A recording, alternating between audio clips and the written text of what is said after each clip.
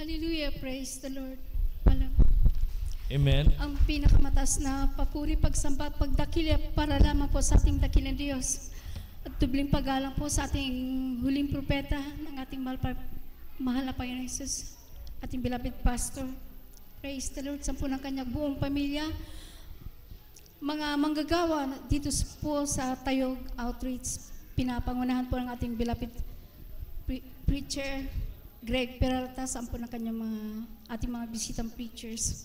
Magandang umaga po sa ating lahat. Praise the Lord. Hallelujah. Year 1995, ako po, isang tao po na hindi marunong magsimba, hindi marunong, kumbaga hindi marunong manalangin sa ating mahal Panginoon Jesus. Wala akong hinihingi kahit sa ating, ano po ako sa kakayahan po ng siyensya, basta may sweldo ka, tapos na po, hindi pa ako talaga marunong. Pero dumating po na ng time na nagkaroon po ng karamdaman ng aking 6 na taong gulang ng hepatitis B. Siguro sa inyo na nakakaunawa po ng medicine ay yung hepatitis B sa pinakamurang gulang na 6 years old, hindi mangyayari sa kanya na mahawaan po siya. Hindi ko alam kung saan nag-origin po yung sakit na yon, kung saan po nakuha ang aking beloved son yung sakit na yon. Grabe pala ang ng hepatitis B sa aking beloved son, hanggang sa unti-unti ko siyang nakita dahil sa murang gulang, hindi niya kaya ang ng hepatitis B dahil doon sa loob po ng katawan, sinisira unti-unti ang kanyang mga internal organs. Sabi ng doktor sa akin, 3 espesyalista ang tinawag niya sa dako po ng dagupan. Talagang sa first opinion, second opinion, hanggang sa talagang yun lang po ang dose, ang sa kanya na nakitang sakit niya. Tinatanong sa akin, sabi ko, wala akong alam kung saan nanggaling po ang karamdaman na yan.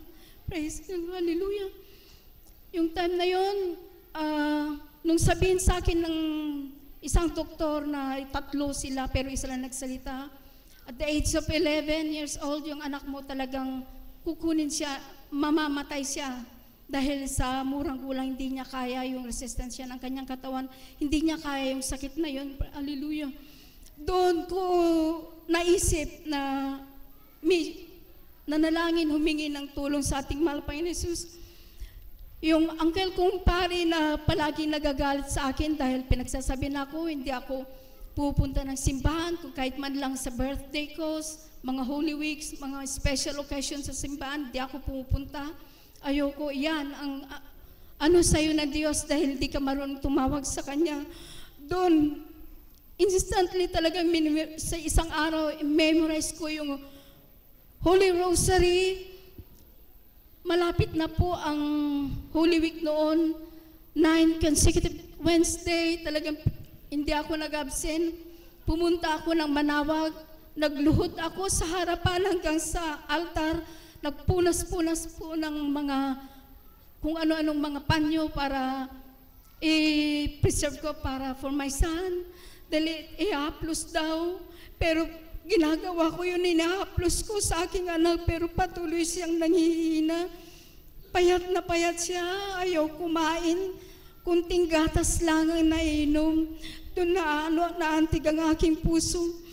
Wala na akong financial dahil yung mga 3 specialista lang naubos po ang aking pera.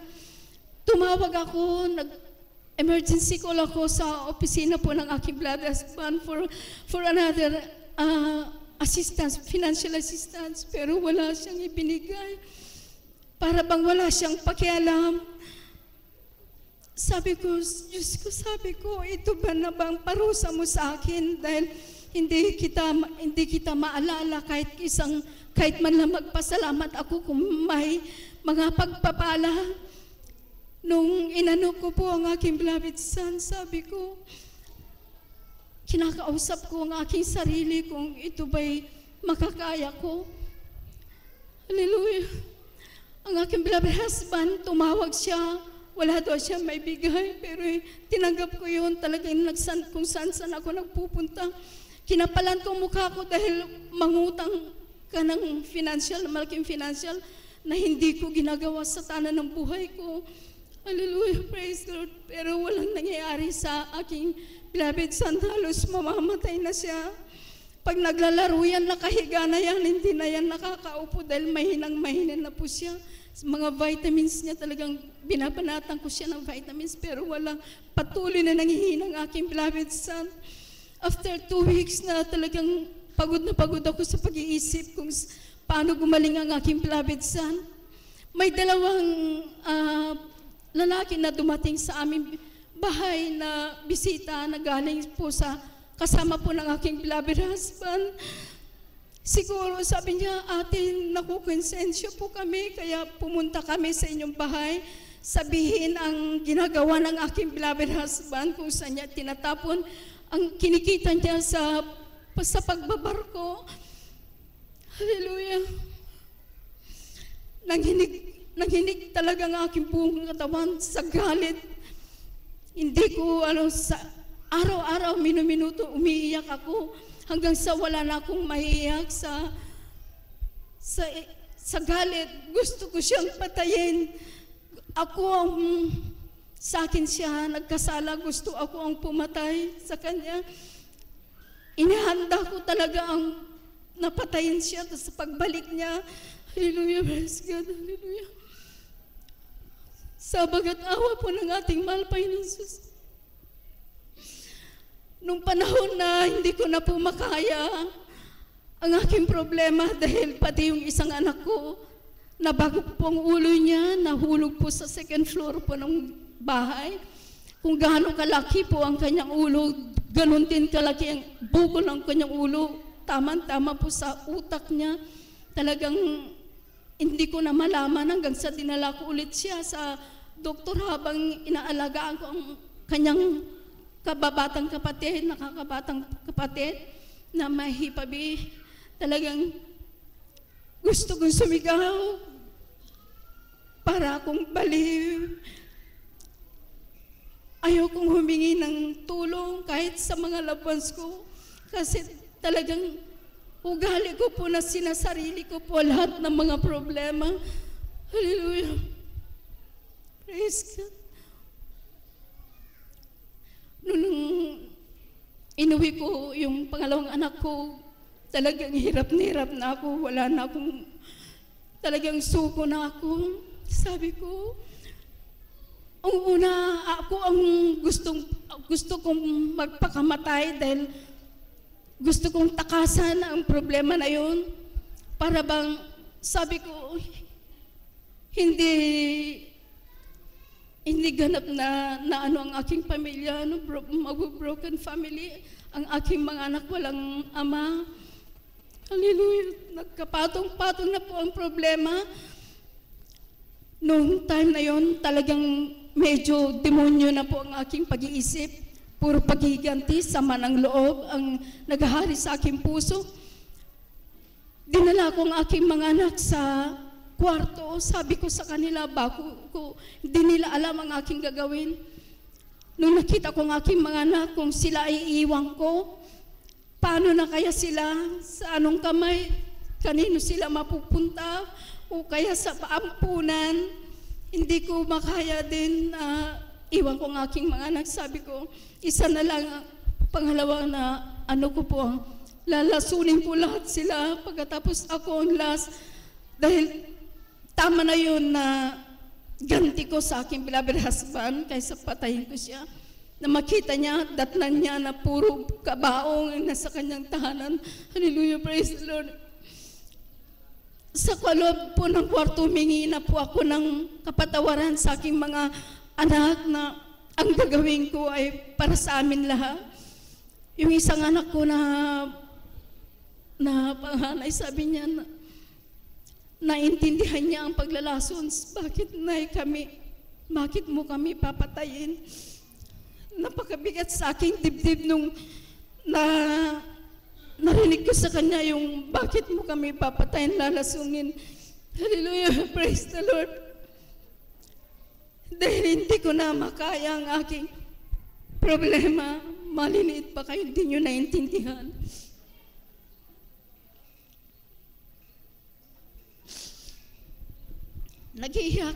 Umiiyak na ako, nag-iiyak na yung isang anak ko hanggang sa sumama na rin po yung mga maliliit na umiiyak, napasama na rin po sila. Nung napaupo pa ako sa sulok po ng kwarto, doon ako naglupyasaya ako doon, nag-iiyak. Hanggang sa napadako po ang aking mata sa telebisyon. Sabi ko, buksan ko nga ito lang huling pagkakita ko ng telebisyon, maanuhan ko na makita ko bago ko isagawa mga bagay na yun dahil hindi matanggap sa aking sarili na inuubos ng aking beloved husband ang kanyang buong kita sa barko. Yung isang taon na inubos po niya. Hallelujah.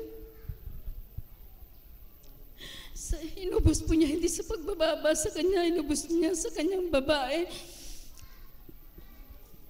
At meron daw siyang isang anak doon. Hallelujah. Nang binuksan ko ang television, nakita ko ang gawain na ito. Ng gawain po ng Jesus Miracle Cross International Ministry. Doon, nag-preach po ang ating mahal na pastor na lahat po ng mga nabibigatan, nahihirapan, lumapit lang sa ating mahal pa yun siya. At pagpapahingain daw niya. Sabi ko, naniwala ako doon. Talagang tinapos ko po ang gawain hanggang sa mas hiling po ng ating mahal na pastor na dinala ko yung dalawang anak ko sa aking tabi, sa tabi po ng kama, na ilagay yung isang kamay sa TV set at saka yung dalawa sa isang kamay ko sa aking dalawang anak. Hallelujah. Ginawa ko yung talagang sabi ko, nananalig ako, nananampalataya. Doon nagkaroon ng hindi na naalis sa akin ang mahal pa yung manalangin sa kanya. Hallelujah. Nung yun, nagmashili nating mahal pastor nililihans, inaano ko rin ang aking brothers. Sa isang linggo, nakita ko na ng pagbabago ng aking dalawang anak. Amen! Praise the Lord. Yung anak ko na pag naglalaro, nakahiga, ay tumayo, naglalaro, tumatakbo. Hallelujah, praise the Lord. Totoo nga ang Diyos nila dito, totoo.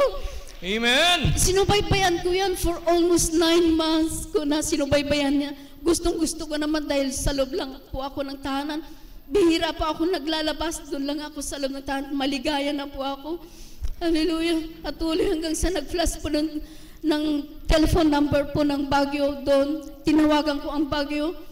Nirefer pa ako ng natibidad, bagong-bago pa na ang natibidad noon. Talagang dinala ko po ang aking dalawang anak. 5 o'clock ng umaga, nagbiyahe na po kami, Rosales to natibidad. 6 o'clock, nadatahan ko po ang mga manggagawa na nagpupuri hanggang sa matapos sila. Hanggang sa mag-umpisa po ng gawain ng joyful, hanggang sa naramdaman ko talaga ang tunay na presensya po ng ating mahal na Panginoong Jesus. Amen. Praise the Lord. Pagkatapos po ng gawain, tinanggap ko po ang bautismo sa pangalan po ng ating dakilang Diyos dahil talagang nananampalataya ko sa ating Diyos dahil nakita ko ang paggaling ng aking dalawang anak. Praise, hallelujah. Patuloy hanggang sa nabautisman. After 3 weeks, talagang dinadala ko silang dalawa sa specialista for check-up. Dahil binigyan po ako ng mga grabing mga antibiotics, mga vitamins. Tinawag po ako ng isang specialista na kasama po ni Dr. Banyes po ng Carmen. Hallelujah, pinapainom mo ba ate yung vitamins sa antibiotic? Bakit? Kasi yung hepa naman ng anak mo wala na. Praise God. Amen. Praise the Lord. Sabi ko, mahal Panginoon, anong pwede kong iganti para sa iyo? Magantihan ka man lamang, wala akong financial o kaya wala kahit ano. Hallelujah. Nung nag-preach po ng aming beloved preacher, ang pwede lang na igantimanan sa iyo. Nung kinausap niya ako for counseling, dumalo ka lang magdalo, huwag kang mag-absent. Ginawa ko yun sa bagat awa po ng ating mahal pa. wala pong service na libre. Yung 5 anak ko, dinadala ko yan pamasahe, bawat isa sa kanila at ko, for how many years na gano'n na ginagawa ko. Kami po ang nagbubukas sa church, sa aga namin dahil malayo po kami. Ginagawa ko talaga ng maagang maaga. Ayaw ko mag-absent dahil yun lamang may gaganti ko sa ating dakila Diyos sa mga kabutihan, pagpapagaling niya sa aking 2 anak. Hallelujah, praise the Lord. Sa patuloy namin paglilingkod, talagang nasabi nila yung tithes and offering, ginawa ko, dumalo, 3 beses na dumalo, lahat ng mga sinasabi ng aming beloved preacher, talagang sinusunod ko. Nung umuwi po ang aking beloved husband, nagulat po siya, Miyerkules, iniwan ko siya, alis ako, magsasamba ako. Bakit? Ano naman niyang pinasukan mo? Hindi ako umimik hanggang sa matapos po, malapit na matapos yung bakasyon po niya. Hindi niya ako pinapansin. Nung malapit na siyang umalis, inayos niya yung maleta ng mga damit ko dahil ako'y kanyang pinalalayas. Bago niya sinabi yun, mamili ka, ako ba o yung pinaglilingkuran mo yung Diyos na sinasabi mo. Sabi ko, taas no, kung talagang lakas na loob ko, yung kabutihan po ng ating dakilang Diyos ang nasa aking puso. Nung kailangan ko ang tulong, ang Diyos ang lumapit sa akin. Siya nagpagaling sa akin. Nung sinabi ko, pinili ko ng aking mahal na Panginoong Jesus sa aking paglilingkod, ay hindi siya nakaimik hanggang sa ilang araw lang umalis po siya. Hindi niya ako kinausap. Hanggang sa pagdating niya sa barko, hindi niya ako tinatawagan. Hanggang sa matapos po ang kanyang trabaho, uuwi siya. Siguro sinubok siya ng ating dakilang Diyos. Yung eroplano po na kanyang sinasakyan ay 2 po kasi ay yung eroplano doon sa may pakpak, may makina doon, sa kami makina, yung isang pakpak talagang totally na nasira po. Kaya yung eroplano ay pag-ewang-gewang na gano'n. Naalala niya yung sinabi ko, sabi totoo ang Diyos na pinaglilingkuran ko, pag may panghanib na may encounter ka, mag-hallelujah, praise the Lord ka lang, manalangin ka sa ating mahal na Panginoong Jesus. Ginawa niya yun nung sabi ng kapitan na alanganin tayo dahil wala tayong emergency landing bansa na pwede nilang maabot. Nahiya siya na itaas yung kamay niya dahil hindi pa siya nakakakilala, pero ang ganyang pag-iisip ay tinandaan niya yung sinabi ko na manalangin sa ating mahal na Panginoon Jesus. Pagkatapos mag-hallelujah ka ng 3 beses. Alam mo, nung natapos niya yung panalangin na yun, luminaw po yung clouds, nagkaroon po sila, nakita nila yung Amsterdam na pwedeng mag-landing, nagkaroon sila ng signal na mag-landing. Hindi ako maglibang na ayaw kong maliit sa pagdalo. Ginawa ko lahat yun. Hanggang sa kanyang pag-uwi, sinabi niya, niyakap niya ang kanyang mga anak. Sabi niya, muntik na akong hindi nakauwi. Salamat sa Diyos na pinaglilingkuran na inyong nanay. Hallelujah. Amen. Nandun pa rin konti yung medyo pride sa pinaglilingkuran na inyong nanay. Hallelujah. Di bali okay na basta na nakarating po siya ng maluwati sa ating bansa. Praise the Lord. Hallelujah. Hanggang sa patuloy ng paglilingkod, hindi lang po yun, nabago po aking kasuotan. Na dati wala pong kaban. Handa po ako ng Friday. Yung plancha ko po, natanggal po yung handle, yung buong kamay ko na 4 na daliri, pumasok sa loob. Gaano kalakas po na voltahe yung nasa loob ng plancha. Pero sa bagat-awa po ng ating dakilang Diyos, hindi po ako praise the Lord, hallelujah. Bagaman nandun po yung marka dahil nung ako'y naitali na sa akin yung cord po ng plancha dahil umikot po ako. Nung natanggal po sa switch po yung ng plancha, na tumama po ang aking ulo sa lababo po doon, nagkaroon po ng blood clot dito, maraming dugo na hindi nakalabas sa aking ulo, mukha. Pero hindi po yun ang daan para mag-absent pa ako. Doon na ako tumawag ng sasakyan sa church na kunin ako dahil hindi ko kaya, nahihilo ako, na nasusuka dahil sa gawa po ng kuryente. Patuloy na ginagawa ko yun hanggang sa mga time na pinag-iingat for operation na, pero yun, sinisiran ko na siya. Pero sa Martes pa lang, gusto kong sumama sa inyo na yun, magpabautismo, dahil naniniwala na siguro kasi araw-araw ko yan na hinahayo hanggang sa nung nabautismo siya, bumalik siya sa Baguio Hospital for operation. Dakila, tuloy yung himala ng ating nagpapagaling ating dakila Diyos. Wala na pong mga bato sa kanyang kidney. Amen. Praise the Lord. Patuloy na. Hanggang sa mga oras na ito, mahal na Panginoon, panghawakan mo ako hanggang sa iyong huling pagbabalik. Sa muling pagbabalik, mahal Panginoon. Maraming salamat. Hanggang sa mga oras, buhay na buhay pa rin ako. Nandito pa rin ako nagpapatuo. Hallelujah, patawarin ako ng Diyos kanina. Ayoko magpatuto dahil sa ninenervyos pa ako sa